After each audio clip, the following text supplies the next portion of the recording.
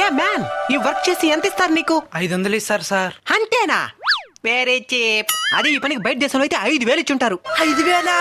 ఏర్పాట్లు చేస్తాను. వెళ్తావా బయట దేశం? వెళ్తాను సార్. అక్కడ ఏం పని చేయాలి? ఏసీ ఇంట్లో చల్లగా కూర్చొని ఉండాలా. పెద్ద పెద్ద డబ్బులుండే వాళ్ళు పార్టీ చేసుకుంటారు కదా, వాళ్ళకి అన్నం వడ్డించేది, వాళ్ళ పిల్లకాన్ని చూసుకునేది అంతా ఏసీ ఇంట్లోనే. అయితే నేను కలర్ వచ్చేస్తాను. వచ్చేస్తావు, ఎడారు కదా.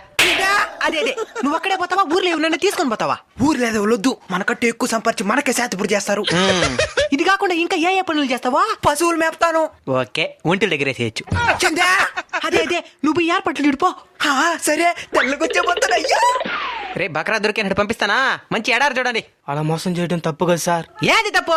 ముందు ఎక్కువ డబ్బులు ఆశపడి తప్పు చేసిన వాళ్ళు ఏం ఇండియాలో పని చేసుకుంటే వద్దనిందా? మంచి ఎడారు చూడు. ఎక్కువ డబ్బులు కాసుపడి ఏ జంటి చేతిలో మోసపోవద్దండి. బయట దేశం పోయే ముందే జాగ్రత్త పడండి.